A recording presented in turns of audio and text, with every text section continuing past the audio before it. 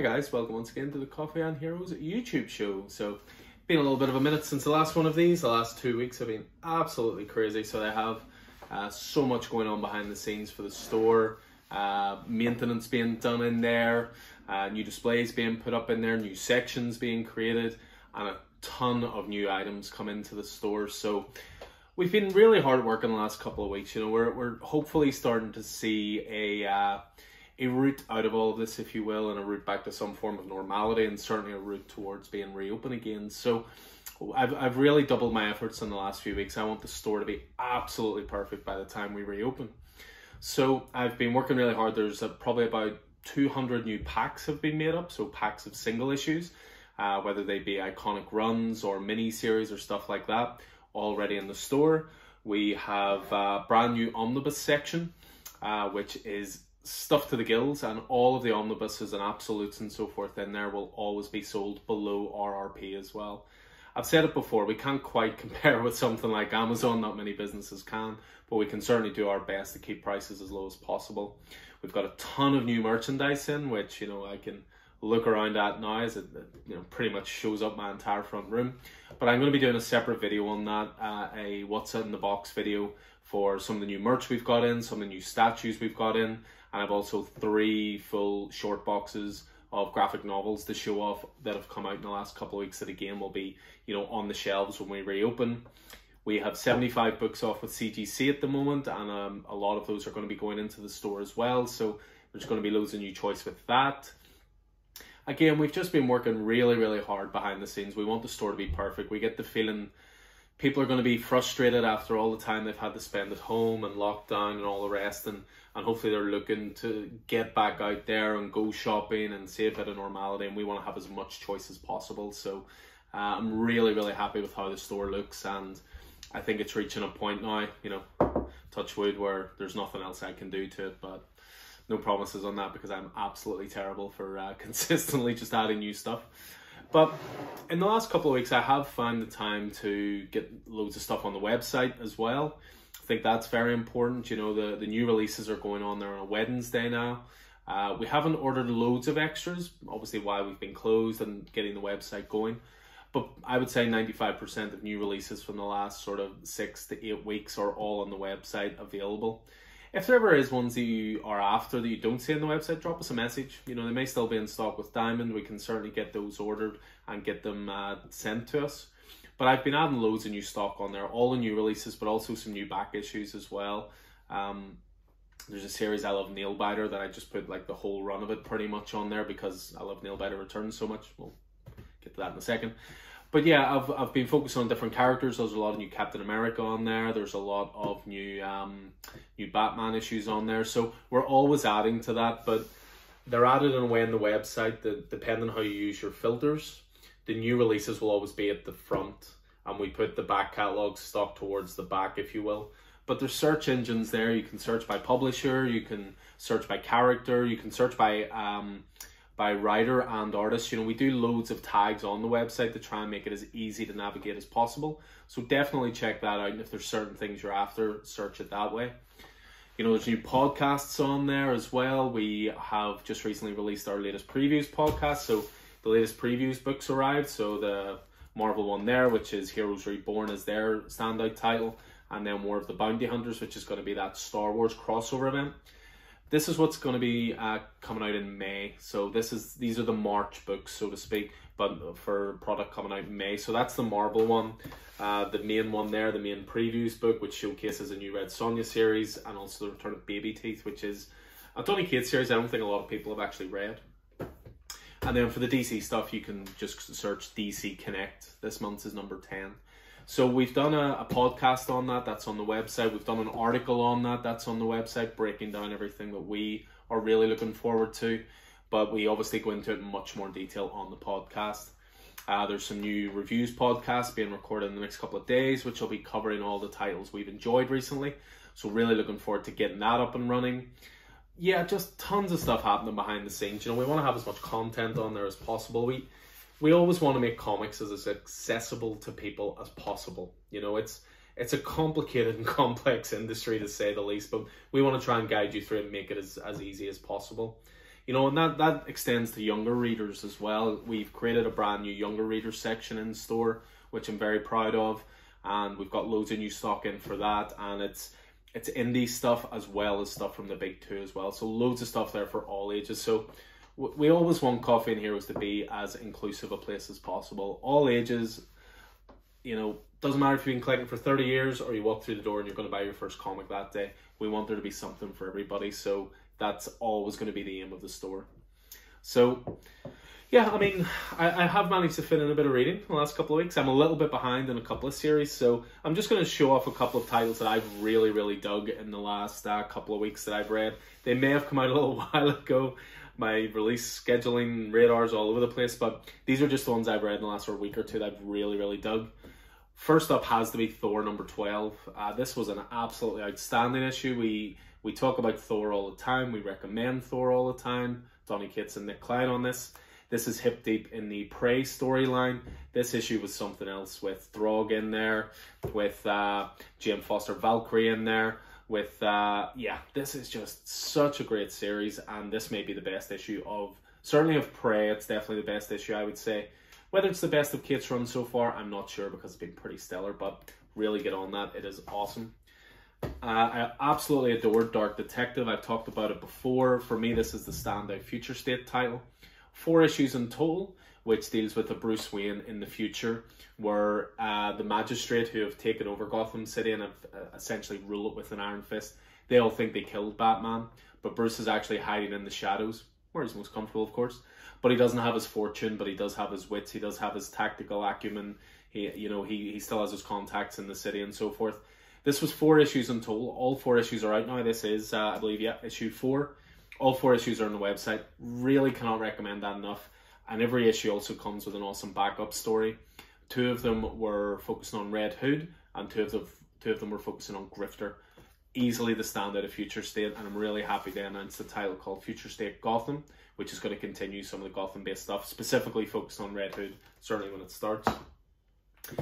A big barrel of fun for me was Avengers Mech Strike. This is the first issue of, I believe, a 5-issue miniseries. Jed MacKay on writing duties and Carlos Magno on art. It's just a massive barrel of fun. You get thrown straight into a massive Avengers conflict in New York City, and it sort of ends with them realizing they need to step up if they're going to deal with some of these bigger threats, and they'll have these class mech suits. Really cool Avengers team. You've got Cap in there, you've got Black Widow, you've got Spider-Man, you've got Hulk, you've got Iron Man, you've got Black Panther. Just a really, Captain Marvel as well. Really, really dug this. It was just so much fun. Thor's in there as well. And they all have different mech suit designs as well that suit their characters. But really impressed with that. Just a big barrel of fun. It's not going to change the world. It's not going to rock up the Marvel Universe or change it forever, so to speak. But it is awesome. What else have we got here? How good was Warhammer? I managed to hold the last couple of issues back, and I read the last 3 back-to-back. So this is Warhammer 40k, Marnez Calgar, 5-issue miniseries. This is Kieran Gillen on writing and Jason Burrows on art. This was frankly brilliant, and that comes from a guy who's not a Warhammer guy. This is very much my first introduction to that world, but I want to know more now, and I really hope they continue with this stuff.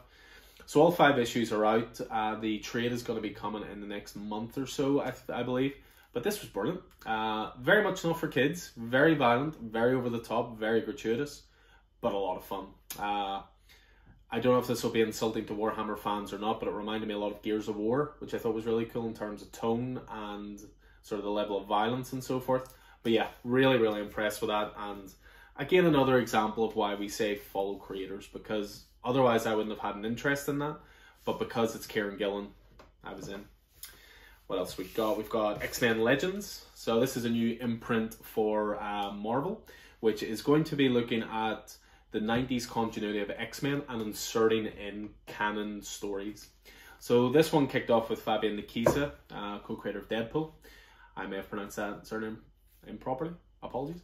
And Brett Booth on art for this as well. And again, this is everything you remember about the X-Men in the 90s, the yellow and blue suits, the animated series type stuff. Really, really cool first issue. Really dug that. It seems to be a rotating talent pool they're going to use on this. So the first 3 issues will be that creative team. But from issue 4 onwards, it's going to be a different creative team. You know, they may do one shots, they may do 2 story arcs, 3 story arcs, 4 story arcs. I'm not too sure, but really dug the first issue of that. But without a doubt, the one that stood out for me the most in the last couple of weeks, I kind of already mentioned it, Nailbiter Returns number 10. This is the end of the second arc of Nailbiter Returns, which was actually the 8th arc altogether, I believe, of Nailbiter. I cannot recommend Nailbiter enough. If you're not on it, get on it. It is the best horror movie that hasn't been filmed yet. All about a small town in Buckaroo, Oregon, where, you know, 15 of the most notorious serial killers come from that area. So what is it that creates serial killers in that area? And the Nailbiter was the most famous of all them. There's so much to unpack in this, you know, the media's obsession with, you know, crime and violence. You know, there's all the stuff about trying to reform from your past. Can a person really change? There's hidden demons about your past, things that you thought very little of, but they massively affected other people. And just really great horror storytelling. And I read this at about 1 in the morning in bed, and I think I may have woke the neighbours up, because the last couple of pages I may have let out an audible yes, because I was really worried this was going to be the end of it. Oh yes, it's coming back. So, Nailbiter Returns, get on it. We have all the trades in store. Another thing we've been doing is all of the trades in store are now separated into their own areas. So if you think about the store when you walked in, the trades were on your left. That's still there, but it's broken down into character for DC and Marvel. Image has its own section. Boom has its own section. Dark Horse has its own section. Vertigo has its own section. There's a brand new release section, so you know the most up-to-date latest titles. And what I've been doing is I've been going back and making sure that we filled gaps. So if Nailbiter's 8 volumes, 1 to 8 is there. If Saga's 9 volumes, 1 to 9 is there. Everybody reads at different paces, and therefore we want to make sure if you're coming in for Saga number 1 or Saga number 7, both of them are there. So no excuse, get on Nailbiter. It is bloody fantastic. So yeah, those are just some of the titles I've been really enjoying in the last couple of weeks. But with recording this on a Tuesday, the great stuff is we're starting to get our deliveries on a Monday. Now, Diamond have changed their delivery company, and we're now getting them on a Monday, which gives us far more time to get them organized, you know, really take our time, bag and board everything, do all the pull lists, then gives me time to get it on the website. So what I'll do is I'll share my pull box with you this week. I should say my pull box actually starts this week with this beauty. So we have the X of Swords Omnibus hit this week.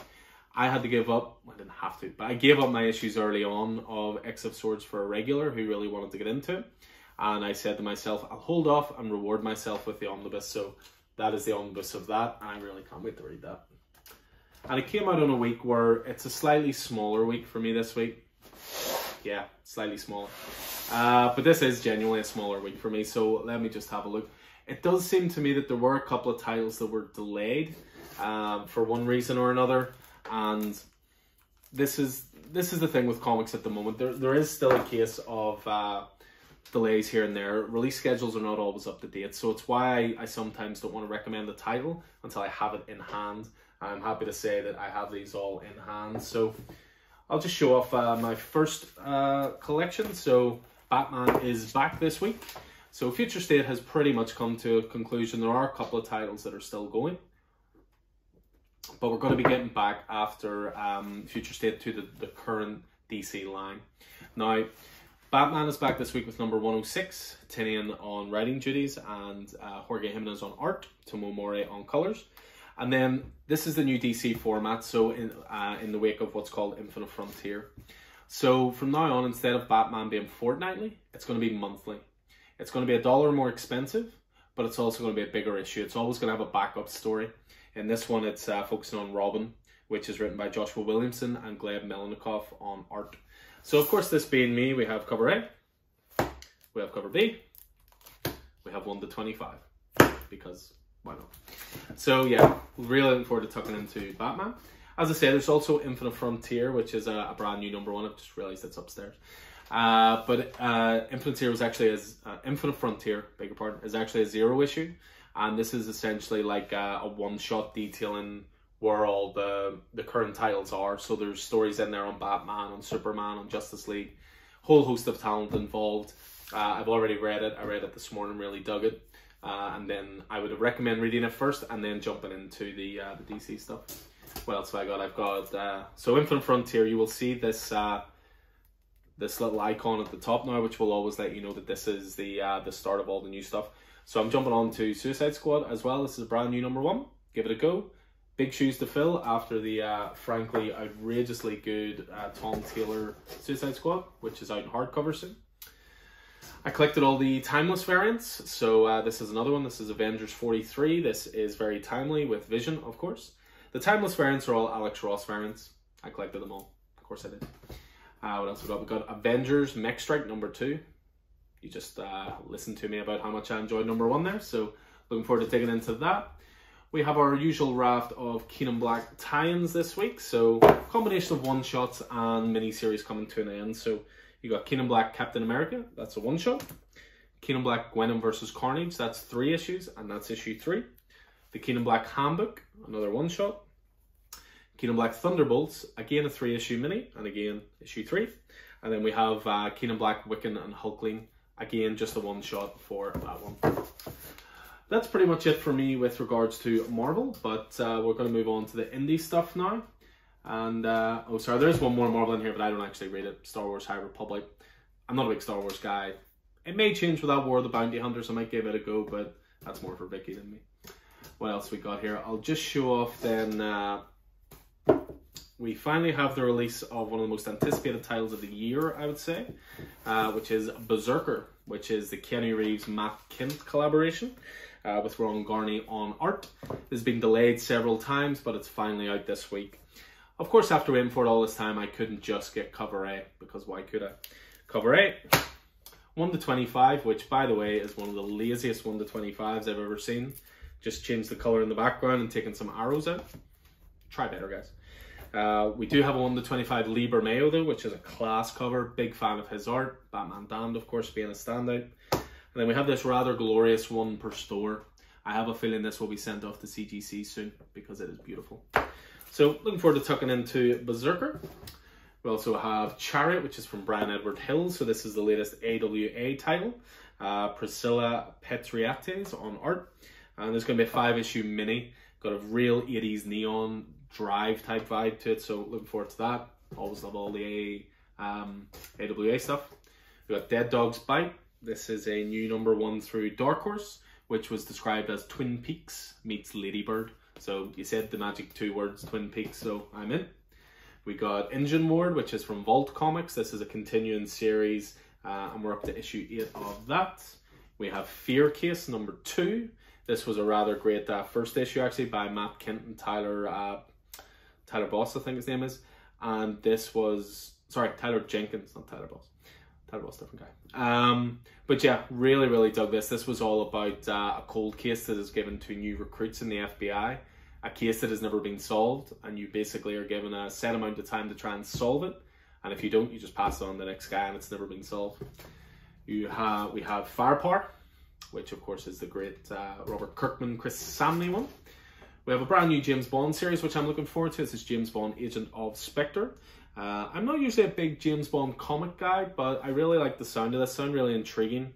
Where Spectre are basically holding people hostage and forcing Bond to be an agent for them, so to speak. Really like the look of that. One title that I ordered quite big on, even though the pre-orders are relatively small, and I just have a feeling about this title. So this is Jonna and the Impossible Monsters. I have a feeling this could be like the next Kanto. All ages title. You cannot say that the creative team in this is not exciting. Chris Samney, who of course is doing Firepower there, is writing and drawing. Also contributions from Laura Samney, his wife. And then you have Matt Wilson and Crank on colors and lettering. And I've just got a sneaky feeling about that. I ordered a few of those, so you can get in touch or check the website out. We'll have it on there. Of course, I got, again, because I have a feeling about it, 1 to 10, 1 to 15, so 2 lovely covers. Another one of the most anticipated indie ones this week is Nocterra, which is the new Scott Snyder indie book, which is from Image Comics. Tony S. Daniel on art and Tomo Morey on colors. Clearly there's only 3 colorists in comics these days. Tomo Morey. You also have Chris O'Halloran, who does Immortal Hulk and does a lot of books. And then you've Jordi Belair, who just seems to be on every book as well. So just the most busiest colorists in comics. Then just a couple more. We have this rather great Spawn incentive cover. There's actually 314. 315 came out recently, but Diamond owed me this one. Cracking Capullo McFarlane cover there. And then we finish off with the latest issue of Walking Dead Deluxe. This just gets better and better. I forgot how good early Walking Dead is. And to be honest, Walking Dead is consistent the whole way through. But I forgot just how good it is. So that comes out every 2 weeks, Walking Dead Deluxe. And it goes close to the top of the pile every time for me. So yeah, that's my pull list this week. I will move on then to a bit of news and announcements and bits and pieces that have caught my eye in the last week or two. So there was a virtual presentation given by DC Comics to comic store owners last Friday. And there were some new titles announced there, which are a really interesting mix of surefire hits, because they most likely have Batman involved in them. But there seemed to be a lot of titles that they were announcing that we have hopes for. You know, they might be sleeper hits or maybe more cult hits, so to speak. But what they announced were Deathstroke Inc., a Harley Quinn animated series sequel, a Wonder Woman 80th anniversary title, so similar to what they did with Detective Comics and Action Comics, Elseworlds, good stuff there, DC Vampires, although that is a, quote, working title, Robin and Batman, instead of Batman and Robin, Joker, a puzzle box, The Legend of Batman, Crush and Lobo, Nubia and the Amazons, and DC Middle Ages. So DC, they also confirmed they'll be participating in Free Comic Book Day, but we're still waiting on full details for Free Comic Book Day this year. Obviously, the world being what it is, it's a little bit different. Wouldn't surprise me if it's a little later in the year. Comics-wise as well, Marvel released a trailer for Alien. Really cool looking trailer, actually gets you really in the mood, really moody music to it, shows off some of the artwork but in sort of maybe stop motion form. Alien is the first original comic set in the Aliens universe from Marvel Comics. Obviously they took over the license recently from Dark Horse. And they've assembled a great list of talent for it. So it's Philip Kennedy Johnson writing and Salvador Larroca on art. I thought the trailer was really, really cool. This is hitting on March 24th. There's still time to get your pre-orders in if it appeals to you. But do search it out. It's just under Alien #1 trailer, Marvel Comics. I promise this will only be for the next couple of weeks, but we're rolling very fast towards the Snyder Cut. If you're interested, listen to this. If you're not, skip forward a couple of minutes. The lines are very much drawn on this right now. You're either really looking forward to this, or you couldn't care less. I'm looking forward to it. But yeah, we learned a lot of new stuff regarding it, and there was a virtual fan fest there over the weekend, and Zack Snyder released a lot of new details on it. So just to throw out some of the most important ones, let's have a wee look here. So it's locked, it's finished, it's edited, it's done, and it is going to be 4 hours and 2 minutes long. I apologise to Vicky in advance. We're doing a 10-hour marathon. Man of Steel, BVS Extended Edition, Justice League, Snyder Cut. So there's that, which was a pretty big thing. So it was good getting that runtime actually fully confirmed. He said it fills in a couple of impossible gaps that I thought would never see the light of day. He's excited most for fans to see Cyborg's backstory because it was apparently cut to pieces in the theatrical cut. They were talking about an episodic release at one point, which was going to be like 4 one-hour episodes. But apparently that was due to contractual difficulties, and ultimately, quote, fans would have been mad if they had to wait weeks for episodic, releases rather than coming all at once. The movie was originally filmed as a single piece with, quote, a 6-chapter structure. So that's how it's going to be released. 2 of the chapter titles, I'll be curious to see with this sort of chapter titles idea, will they pop up on screen a la Tarantino, say Kill Bill, chapter 1, the origin of Orion, that kind of stuff. But he did reveal that 2 of the chapter titles are called Don't Count on It, Batman and The Age of Heroes. What else have we got in here? So there is going to be some Martian Manhunter stuff in there, which is really, really cool. So Harry Lennox, who played General Calvin Stanwyck in in Man of Steel and also a little bit in BVS, is essentially revealed to be Martian Manhunter. Jared Leto's Joker, of course, makes an appearance. If you've seen that, if you've seen the trailer that was released recently, you'll have seen that. Apparently the movie ends on a massive cliffhanger. I don't know how I feel about this. Fans have waited a long time for this. They have been patient. They've been very, very exuberant about it. They've been chomping at the bit essentially for it and very supportive of the whole process. If you're going to then leave them on a cliffhanger with, but I don't know if the studio will let me do more, I think that's a bit sneaky. Because apparently there's no plans for any more. Whether this is Snyder trying to say, oh, you should definitely release more of this. Look at this massive cliffhanger and here's how I'm going to resolve it. I do think that's a little sneaky, to be honest. What else have we got? There's going to be Deathstroke in it as well, which was pretty cool. So you have Joe Manganiello doing Deathstroke. You saw him in an after credits scene just very quickly in Justice League, if you will. So we can look forward to seeing a bit more of that. And also they're hoping down the line to actually release this in theaters with an intermission in the middle. And the intermission will have like an original Junkie XL score playing over it as well. So I really like the idea for that, and I think that'd be class. They also confirmed they're going to do this Justice's Grey edition, which is also almost like a black and white version of it. This has become popular in recent years. It's not like this is, you know, the first time that this has come out. You had Logan Noir, which is a black and white version of the excellent Logan. You had Mad Max Fury Road Chromium edition, which of course was a, you know, sort of silver version, almost silver and black version of Mad Max. Again, another brilliant film. I'm not always a fan of these black and white cuts. I mean, Mad Max Fury Road was all about the explosions and the stunts and the vibrancy of the desert. Making it black and white does nothing for me. And it'll be the same with this. You know, I want to see superhero movies that, you know, there's a bit of colour in. I know Snyder already gets a lot of grief about his movies are dark as it is. I like the aesthetic of them. I'm happy with that. I don't want to go black and white.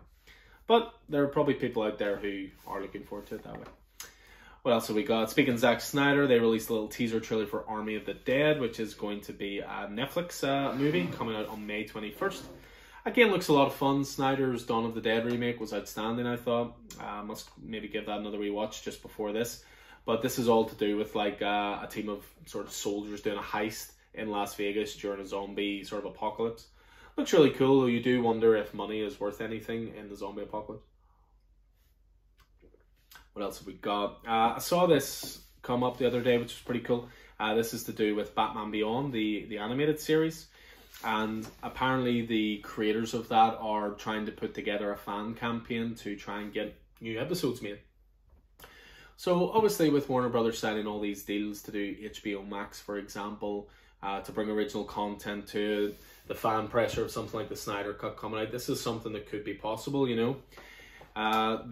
Max McMillan, who was a voice and casting director on Batman Beyond, he appeared at the same fan fest Snyder was on. And he said it will depend on the fans asking and asking and asking for it until Sean or Warner Brothers would be foolish not to. So they have to begin a campaign of sorts and just let Warner Brothers know that's what they want. Because we would like to make it, it would be great fun, we're all still around, we're still available, everyone's still doing beautiful work. So yes please, and thank you. So keep an eye out for that. I'm sure it won't be too long before we see a campaign, especially given the success of the Snyder Cut. In terms of Warner Brothers news as well, they announced during the week that they're getting ready to do a Superman reboot. How do we feel about this? As long as Cavill's involved. He's not going to be involved. They're going to go new on this. I think this was the sort of the sad inevitable news we were waiting on, so to speak, because I think once Affleck got replaced as Batman by Robert Pattinson, which I am very much looking forward to, I think there was no way they were going to continue with the same actor as Superman while at the same time having a different actor as Batman. As comic fans, I think we would easily accept this because, you know, we're used to different interpretations of characters in different titles and so forth. But I think for sort of Joe Public and movies and so forth, they need continuity with it almost, if that makes sense. Now, I do like that they've got Ta-Nehisi Coates on board to pen the script. And, you know, they've been doing brilliant work with Marvel, actually, recently, with the likes of Black Panther, with the likes of Captain America. And J.J. Abrams is going to produce the project. He's obviously signed a big, massive deal with Warner Brothers, I think. So, speaking about it, Coates said in the statement, to be invited into the DC Extended Universe by Warner Brothers DC Films and Bad Robot, that's J.J. Abrams' production company, is an honor. I look forward to meaningfully adding to the legacy of America's most iconic mythic hero. He's not writing a Batman movie. Abrams tells the site this is a new, powerful and moving Superman story which is yet to be told. We couldn't be more thrilled to be working with the brilliant Mr. Coates to help bring that story to the screen. So it will be interesting to see if this is just going to be a Clark Kent Superman movie. Is this maybe going to go into different Earths Supermans? There's always been rumours of Michael B. Jordan perhaps coming into the role. I personally don't have a problem with it as long as it's a good movie. I would say don't change the race of Clark Kent. Use one of these other Supermen from the comics. Don't change characters, just create new ones. And I have no problem with this at all. At the end of the day, Superman's an alien. His race really shouldn't matter. So bring it on. But I am a little sad. Admittedly, I will get 4 hours worth of, Cavill involved Superman action with the Snyder Cut. But I am sad. I think Cavill has never been given the full fair shakes. Man of Steel, I think, superb. I think it's a bit misunderstood. I think people... They misinterpreted that movie slightly, but that's a whole other conversation. BVS became a Batman movie, which I have no problem with, but I felt sorry for Cavill about it. Justice League so far has not proven to be his best outing, but brilliant Superman maybe just hasn't been given enough of a chance yet. Another thing that got released this week was the first look trailer for Netflix's Jupiter's Legacy series. So Jupiter's Legacy is an Image comic that was created by Mark Millar. Art was Frank Quitely, I believe. And it was one of the first ones to be announced. Once Miller World, which was sort of Mark Millar's imprint, was sold to Netflix, this was one of the first ones mooted for a live action adaptation. So it follows the world's first generation of superheroes who received their powers in the 1930s. And then in the present day, they're the revered Elder Guard, but their superpowered children struggle to live up to the legendary feats of their parents. So it's very much a family-orientated show, a Succession style show as well as a superhero show. Really cool looking cast: Josh Duhamel, Leslie Bibb, Ben Daniels. There's a lot of good talent involved here. It's executive produced by Stephen S. DeKnight, who I believe executive produced the Daredevil TV show. And the trailer looked really, really sweet for it. The budget looks good. The casting looks good. Bring it on. Another trailer that really caught my eye was the Mortal Kombat trailer, and it actually shattered the record for the most views in a week. Well, technically. So what it actually did was it broke the record for what's called a red band trailer.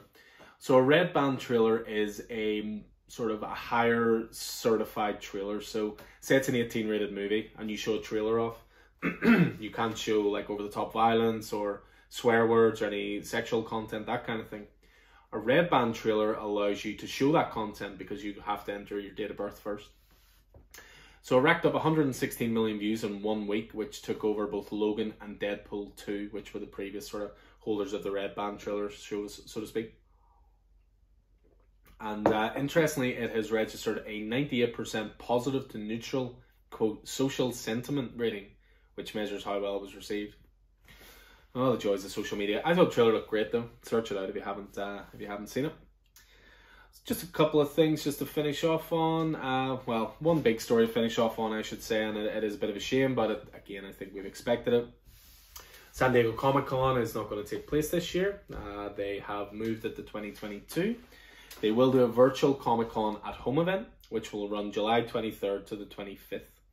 They also cancelled WonderCon as well, but again, there'll be a virtual WonderCon at Home, which is March 26th to 27th, so keep an eye out for that, which will be later in the year. Pardon me.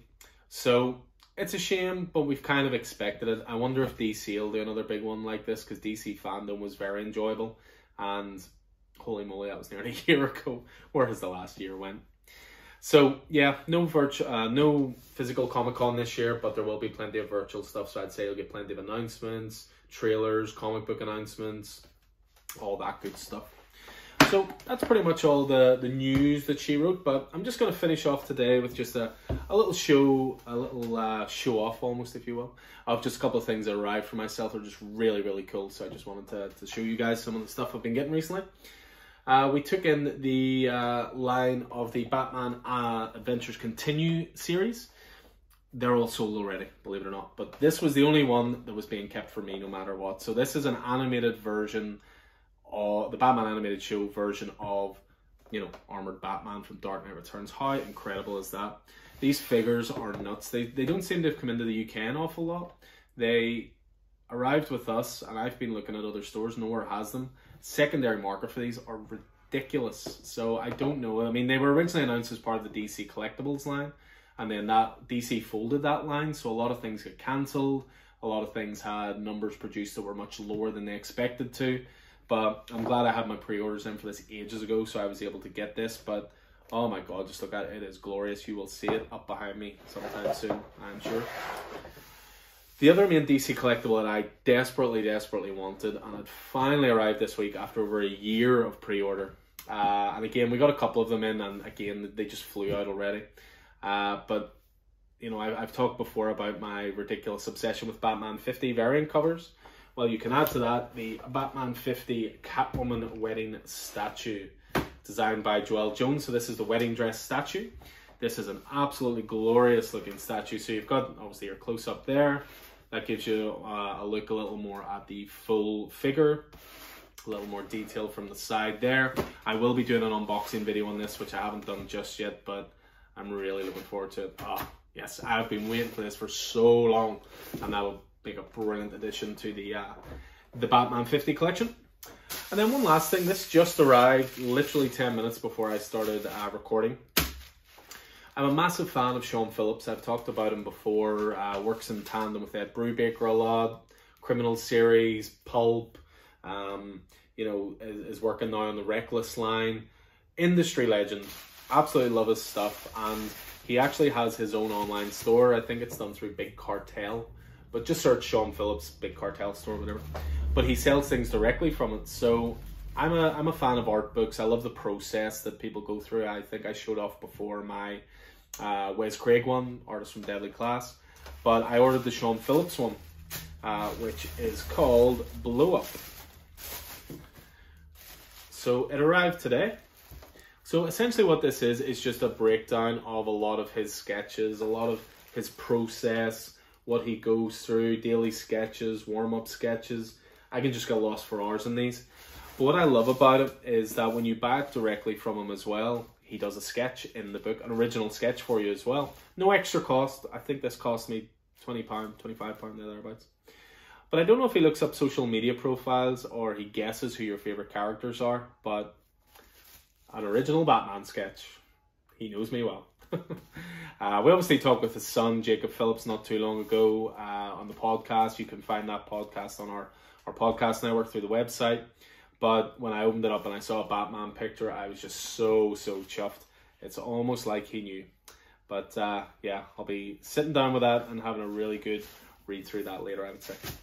So yeah, that is going to do it for us this week on the Coffee and Heroes show. As I say, I will be recording a What's in the Box just to show off some of the graphic novel stock that we have in, some of the omnibuses, some of the hardcovers, but also to show off a whole ton of merch that we got, because that animated figure and the Catwoman figure, that was a very small drop in the ocean for what I actually got ordered in. There's going to be so much new cool stuff in the store, guys, when we get reopened. You're not going to recognize it as the same store. And that's my totally over-the-top selling technique for the day. Anyway, I hope you guys are good out there. I hope you're staying safe. Hopefully the end is in sight for all of this, and we can look forward to seeing some smiles in the store again soon. So stay safe out there, guys. Take it easy.